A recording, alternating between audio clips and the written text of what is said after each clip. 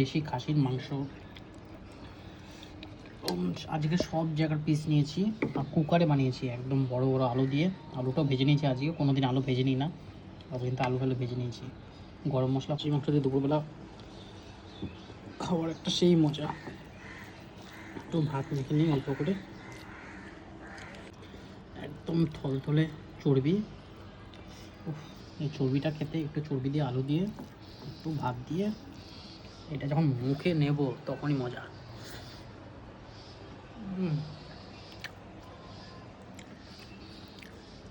দুর্দান্ত। এই মাংসটা খেতে আমার যে এত ভালো লাগে না, ইউজ করা হয়েছে। তাহলে কি চর্বি সেটা, এই চর্বিটা দিয়ে ভাত খেতে যে কি মজা লাগে। আর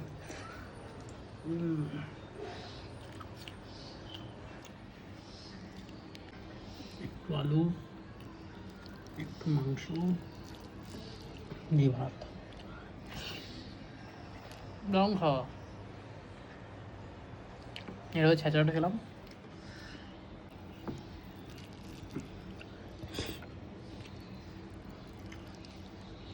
এখন থলথলে চর্বি দিয়েছে, চর্বিটা দিয়ে কিন্তু ভাত মেখে বেশ ভালো লাগে খেতে।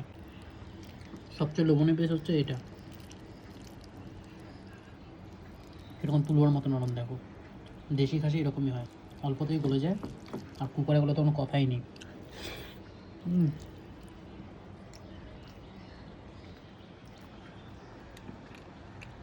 এটা একটু শুধু খেতে থাকবো।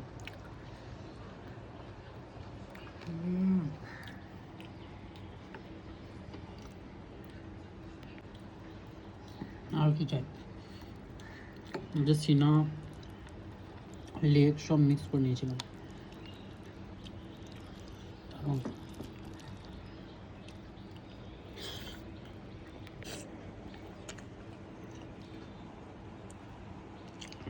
সাধারণ লাগছে।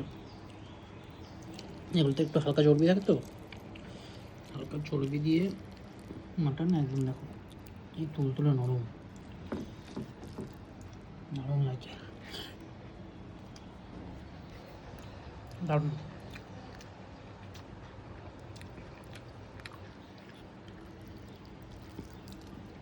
একদিন ইচ্ছা আছে মাটন বিরিয়ানি বানাবো এরকম দেশি খাসি দিয়ে, সেদিনকে তোমাদের সাথে শেয়ার করবো। মাটন বিরিয়ানি খেতে একদম দারুণ লাগে।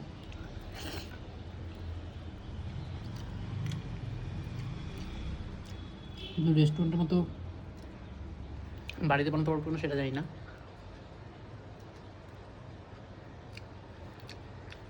দারুণ লাগছে গরমের দুপুরে কচি পাটা মাংস, অসাধারণ টেস্ট।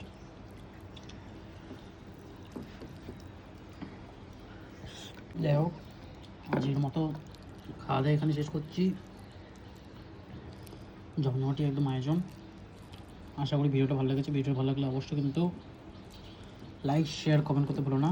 দেখা হবে নতুন একটা ভিডিও, নতুন। Tata, bye bye.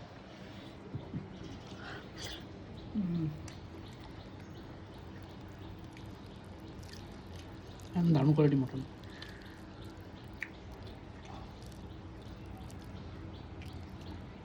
কি পিস।